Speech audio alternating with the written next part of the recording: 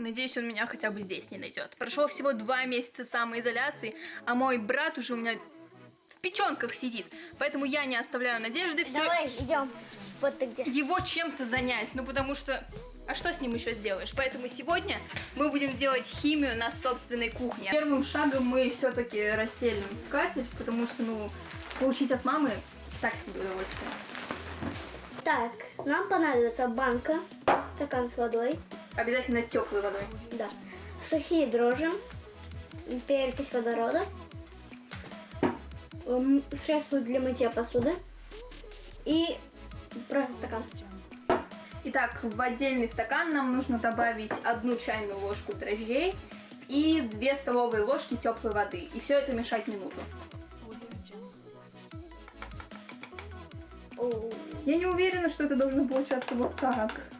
Сюда нам нужно налить половину чашки перекиси. И можно добавить какой-нибудь краситель, но у нас его нет, поэтому мы обойдемся без него. Это я. Вот это вот пахнет вообще-то приятно. Ну так и да. Тихо, тихо, тихо, тихо. О, нет, нет, нет, нет, нет, нет. Смотри, она поднимается. Ну, прикольно получилось. Еще на самом деле советуют брать перекись водорода 6%, тогда это все вообще прям классный взрыв, но у нас было только 3%, поэтому вот так. Но все равно классно.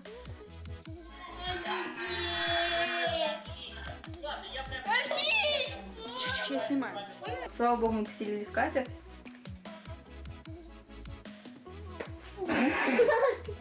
Это был почти вулкан. Ну так-то да. Я хочу объяснить, пока убираю тут последствия этого стихийного бедствия, я хочу объяснить, почему так происходит. Когда мы вливаем, получается, в наш мыльный раствор дрожжи, то этот раствор делится на воздух и на воду. Вот. И благодаря пузырькам вот это вот все вот так вот вырывается наружу.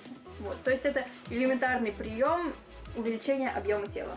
И мы вот из такого количества воды сделали вот такой вулкан. Еще забыли сказать, обязательно нужен картофельный крахмал. Да. Это важно. Итак, для второго опыта нам понадобится уксус, сода и спички. Из-за того, что этот эксперимент немножко с огнем, лучше делать его в присутствии взрослых. Но в данном случае взрослый я. Берем, короче, немного соды, насыпаем в емкость, тарелку. Маленькую. И заливаем им соду.